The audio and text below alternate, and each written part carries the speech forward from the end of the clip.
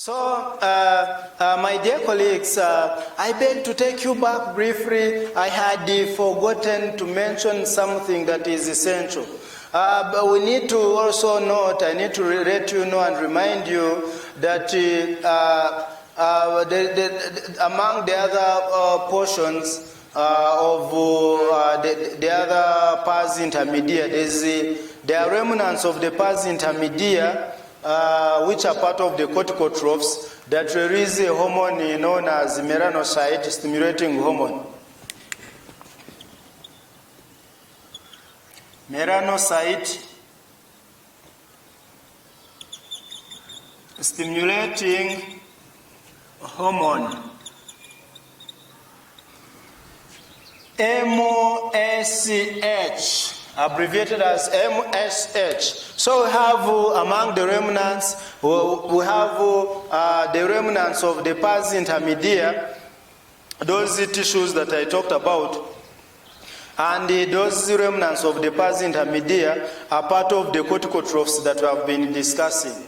And these remnants are the ones which secrete melanocyte stimulating hormone, or MSH. This is the other word, the pars. Pars intermedia. The remnants of pars intermedia actually are part of the corticotrophs, and they give us this hormone known as melanocyte stimulating hormone. But its functions are not highly marked in us humans, but of course in some raw animals, like in the toads, that hormone performs a lot of wonders. And as far as the hyperpigmentation of the skin on the skin of the toad is concerned, when it comes also to some animals, the chameleons, those ones have the chromatophores. This hormone also has some effects. But also, we need not to take this hormone for granted in us humans. In some conditions, this hormone, some diseases or in some special conditions like we are going to see, this hormone, together with the adrenocorticotropic hormone, they stimulate the melanocytes of the skin to increase the production of melanin, eventually resulting into hyperpigmentation of the skin. It is also, yes, for example, if light-skinned individuals, for example, among the black Africans, we have the light-skinned individuals or individuals with light-skinned complexions. Those ones, when they go to regions of maybe Africa, where there is high intensity sunshine, where the sunshine is intense throughout in most months of the year, they usually also they become, actually their skin becomes darkened. They become a little bit darker. Because some researchers found out that the adrenocorticotropic hormone, together with the melanocyte stimulating hormone, they keep on stimulating our melanocytes that is secreting, to secrete a lot of melanin in the skin, and that's how the skin becomes hyperpigmented and will look darker. From now, maybe brown skin complexion, now to become a little bit darkened. Then also in diseases, in chronic kidney disease, also the skin is hyperpigmented. In most patients with the chronic kidney disease, CKD, they usually have their skins becoming hyperpigmented, becoming more darker, because the ACTH and the melanocyte stimulating hormones are usually inactivated slowly. They are usually inactivated slowly. I said most hormones are degraded or inactivated by the liver, but also the kidneys The kidneys also do the work of inactivation of the hormones, and in addition to that, they also excrete. Kidneys participate in also excretion of the hormones. So even when there is a delay in excretion of those hormones, they tend to keep the activities ongoing, and eventually they cause this darkening of the skin.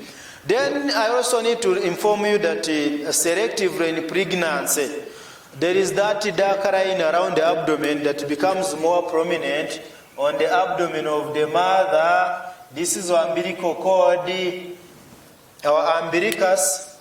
Also, if this is the mother's body,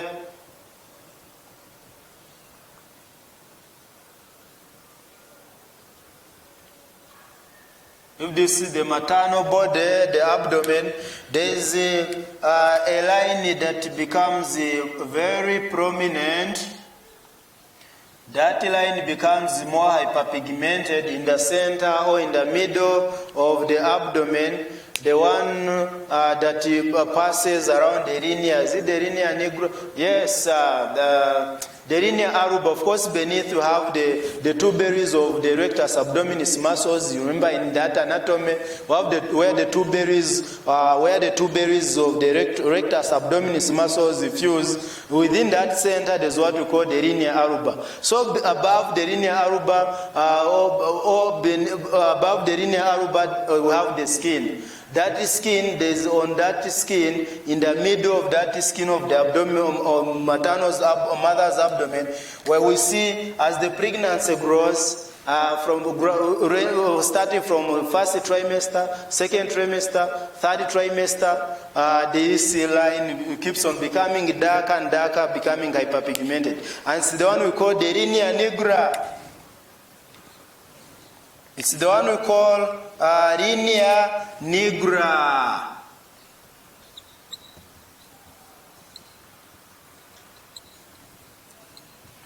In Latin language, nigra refers to black. Linea refers to the line. So linea, negro, right? Don't say negro. Actually, I'm sorry to use that here. I beg your pardon. Sorry for using that language, that nigger. Nigger refers, of course, to black. I don't want to brag. Negro, of course, black. So nigra. Nigra, black line. So linear line. So line black, black line. So linear nigra. When we mention linear nigra, of course, that is a sign of pregnancy. Sign of pregnancy when you are discussing obstetrics and gynecology. Changes that occur in pregnancy. When you are discussing changes that occur in pregnancy in obstetrics and gynecology, we talk about today. The linear nigra darkens, it becomes more prominent. That line in the skin, on the abdominal skin, it becomes hyperpigmented. So that hyperpigmentation results from activation of the melanocyte stimulating hormone and the part together with the ACTH that we have already talked about. So I'm sorry, now at this point we can now graduate fully when we are happy, when we are comfortable to our lactotrophs. So my dear colleagues, at this point we are going to look at our lactotrophs. We already know the lactotrophs. Lacto refers to milk.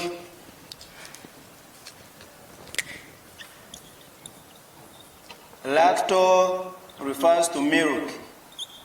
We know in humans, we know where the milk comes from. Milk comes from the breast, which organs? The breast.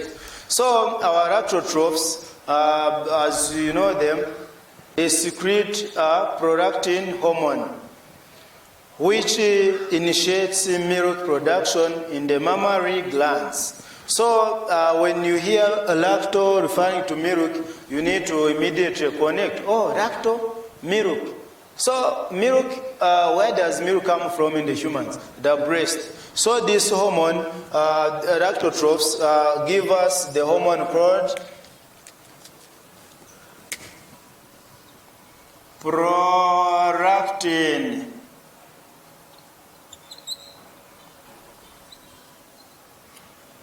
So the hormone prolactin comes or goes to the breasts,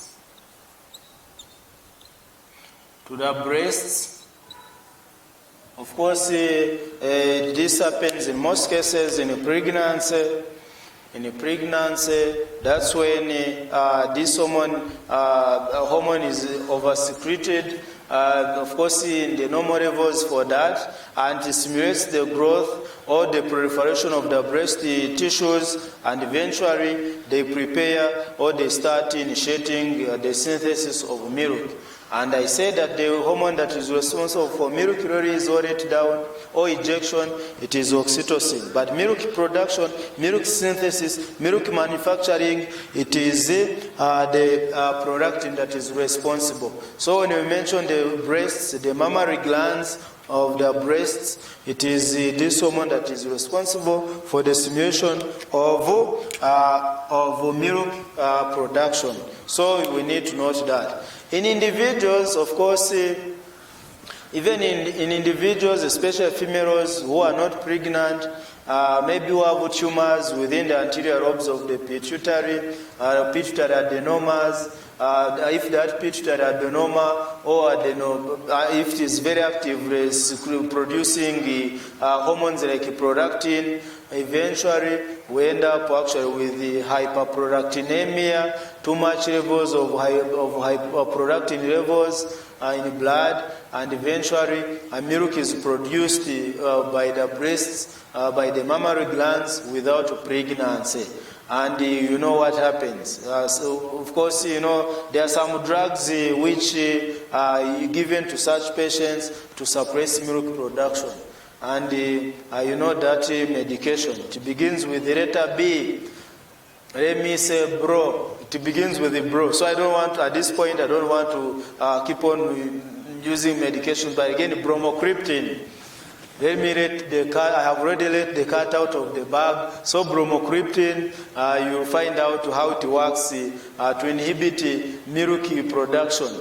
Bromocriptine. Bromocriptine. So, my dear colleagues, at this point, I beg and I kindly request that you allow us to graduate to another sub-chapter. So, as at this juncture, dear colleagues, we are looking at the control of secretion of the anterior pituitary hormones. We are looking at the anterior lobe still.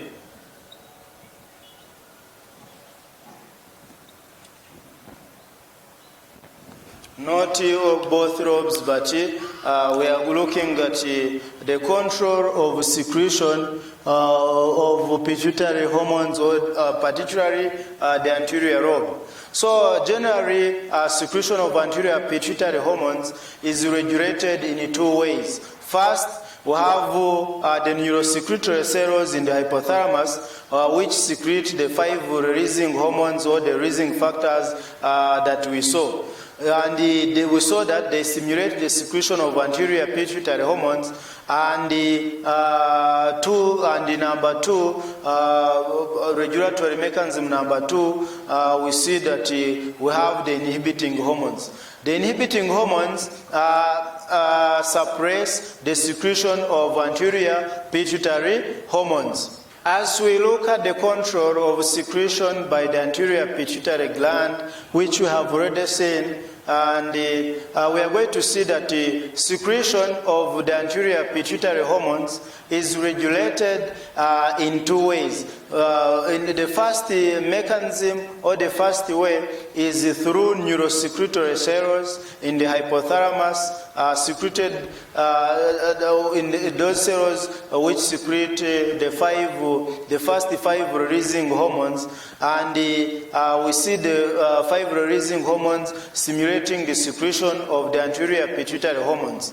And those are the 5 releasing hormones that we saw. Then out of the 5, you remember I said that the hypothalamus releases or secretes 7 hormones in total, and out of the 7, the 2 are the releasing hormones that we saw. I mean the 5 are the releasing hormones or the releasing factors that we saw. Then the 2 are the inhibiting hormones that are already here. So we have the two major mechanisms through which the pituitary gland is controlled, through which the anterior lobe of the pituitary gland is controlled. And out of the 2 controls, mechanism number 1, we have 2 major mechanisms, as we can see. Mechanism number 1 is through neuroendocrine control by the hypothalamus, whereby in the first category or the first subcategory, we have the 5 releasing hormones being used to control. And the second subcategory, we have 2 inhibiting hormones. And we already know those 2 inhibiting hormones. So then mechanism number 2 is through the negative feedback loop. So we see our neurosecretory hormones or neuroendocrine hormones from the hypothalamus, where we have the 5 stimulating hormones or 5 releasing hormones and the 2 inhibiting hormones. The inhibiting hormones, I said that they suppress secretion of the anterior pituitary hormones. Like for example, they will have growth hormone inhibiting hormone. Growth hormone inhibiting hormone is also known as somatostatin. I hope we are together. We also have prolactin. Yes, prolactin. We have prolactin inhibiting hormone, as we saw. So, my dear colleagues, as we appreciate also the second mechanism of regulation of our anterior lobe, we have what we call the negative feedback mechanism or negative feedback loop. We already know it in the previous subchapter. I was able to talk about it, and we know already what happens. So, in this one, I can talk about it without drawing any illustration. With the negative feedback loop, this one is in the form of course, hormones. The hormones that have been released by the target glands, eventually they start sending the information back to the order from above, back to the seat above. As the hormones have been produced or secreted, they send orders back. They send information back, and eventually the secretion of those hormones from above decrease, and eventually the hormone concentration, the stimulating hormone, is decreased or reduced in its secretions. So generally, the target glands, we have in general, when it comes to the negative feedback loop, 3 types of anterior pituitary cells are involved. And they are the ones which are inhibited in general.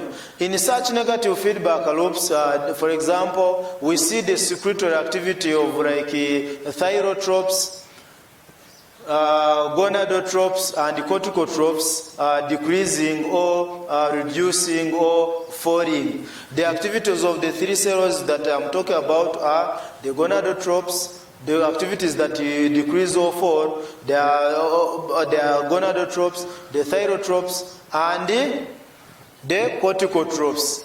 So eventually, when the negative feedback affects those ones mainly. So at this point, like I've said that I always say that knowledge is not toxic. Therefore, repeating also is not toxic. So we have the gonadotrophs.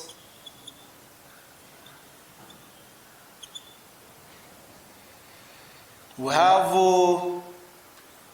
our thyrotrophs or thyrotrophs. We have our corticotrophs. So through negative. We remember the other previous illustration that I drew.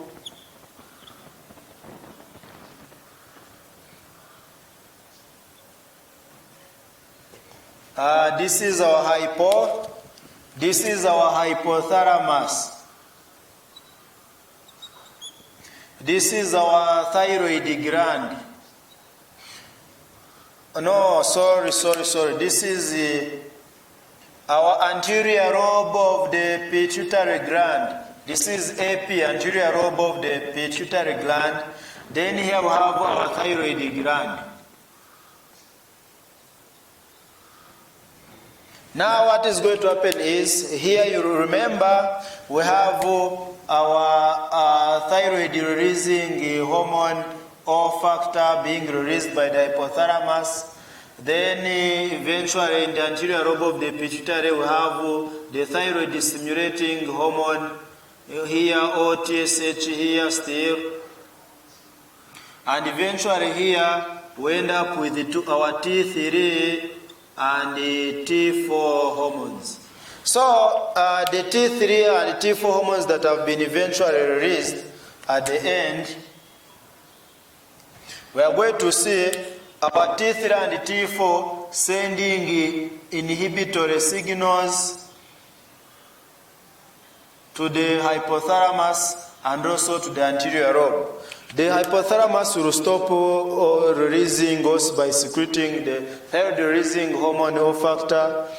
And the anterior lobe here, once the signal has reached the anterior lobe of the pituitary, the anterior lobe will stop to secrete the thyroid stimulating hormone. And this is what we call together, this is what we are describing as the negative feedback loop or negative feedback mechanisms. So generally, this is how the negative feedback loop operates, or the negative feedback control. This is how it occurs. And it targets how many glands, how many groups of cells. We have the thyrotrophs, the corticotrophs, and the gonadotrophs. Are we together?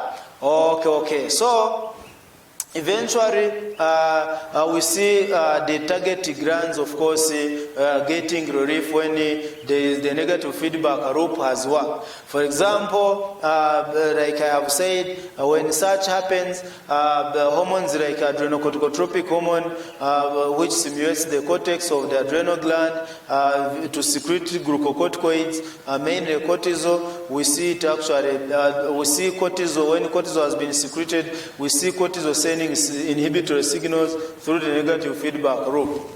So, and of course, I hope you know, you guys, what cortisol does. I said that in the presence of cortisol, I remember when I was introducing this chapter, I mentioned something about cortisol, that it spares carbohydrates and promotes lipid metabolism.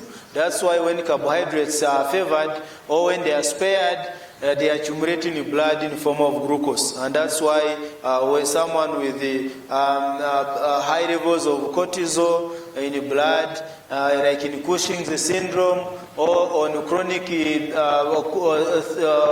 steroid therapy, we see them actually developing hyperglycemia, and if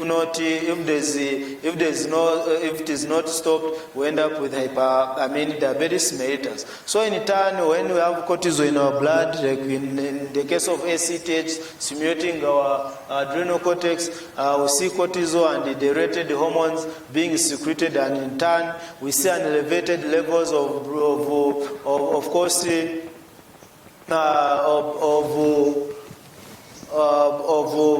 glucose and like that. And of course, when glucose, for example, when glucose is too much, together with our cortisol, you find that again they are sending the negative feedback to the hypothalamus to inhibit corticotropin releasing hormone, then the adrenal cortex, ACTH or adrenocorticotropic hormone. So basically that is what happens. We see a lot of things actually occurring, and eventually we find that our homeostasis, our normal homeostasis is maintained, our equilibrium is maintained. The yin and yang philosophy still works also in our science. We see it working in our science. So eventually we find that we're in good health when all is at ease. So my dear colleagues, at this point, as we keep on graduating to some chapters, we can just have a brief look at our insulin-like growth factors.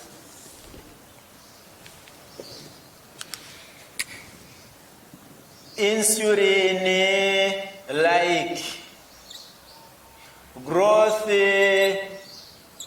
factors,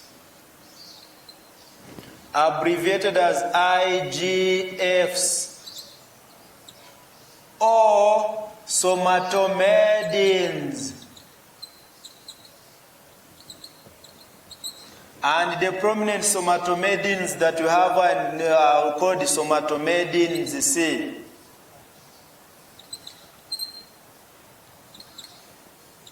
Somatomedin C.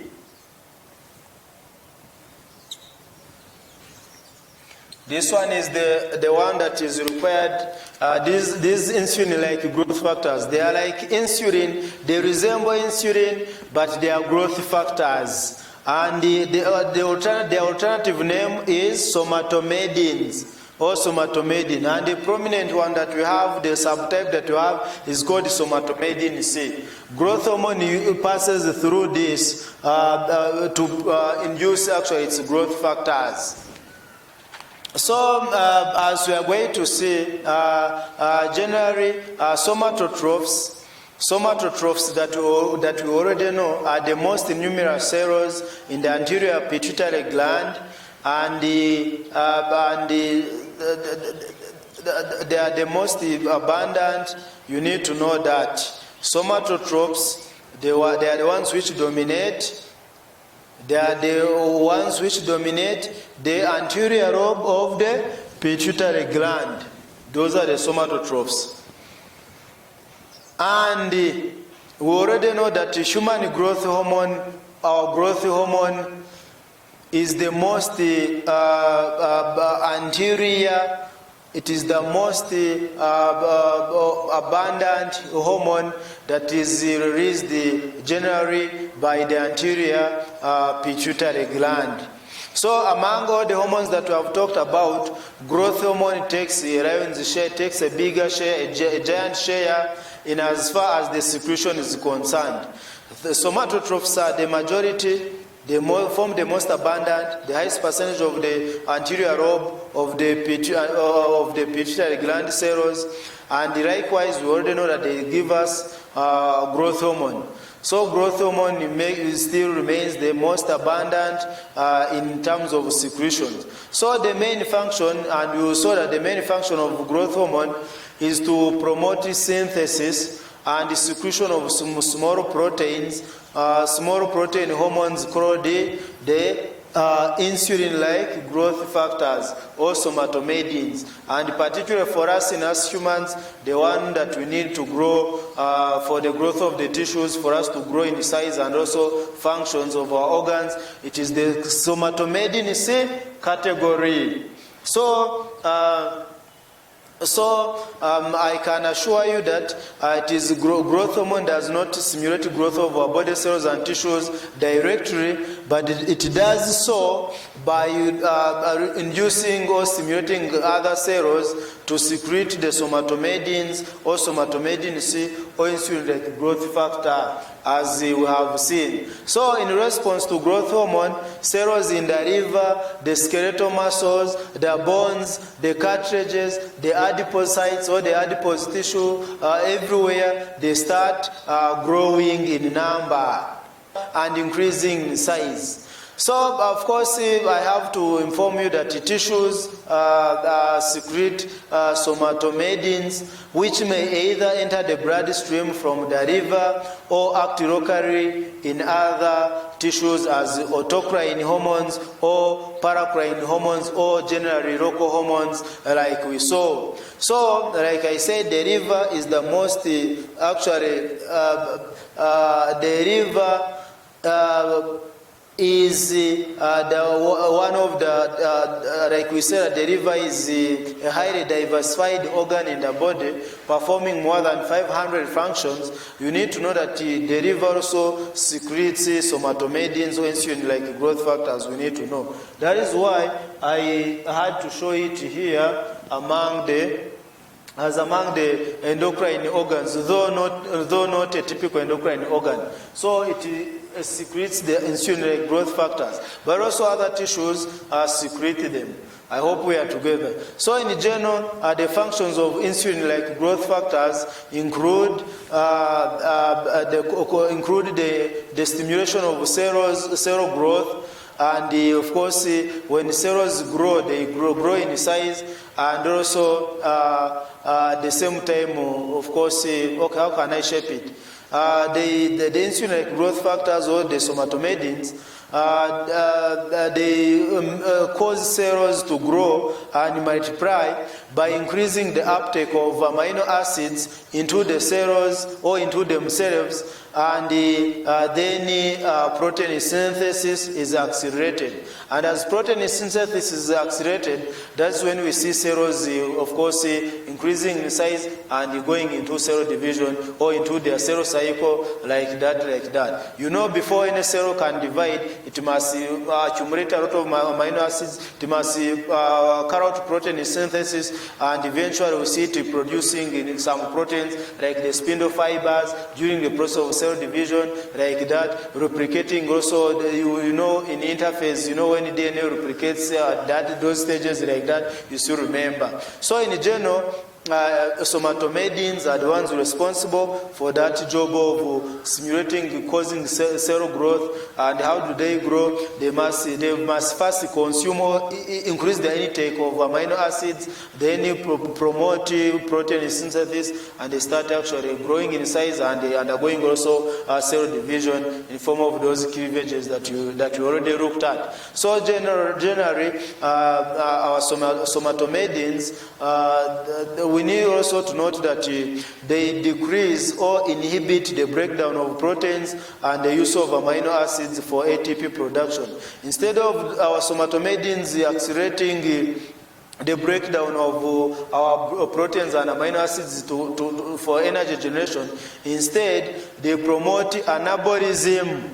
Instead of promoting breakdown of our amino acids by converting them even into glucose or what for storage, they accelerate anabolism, building up of molecules. And the building up of molecules is what we call growth. Of course, that is growth.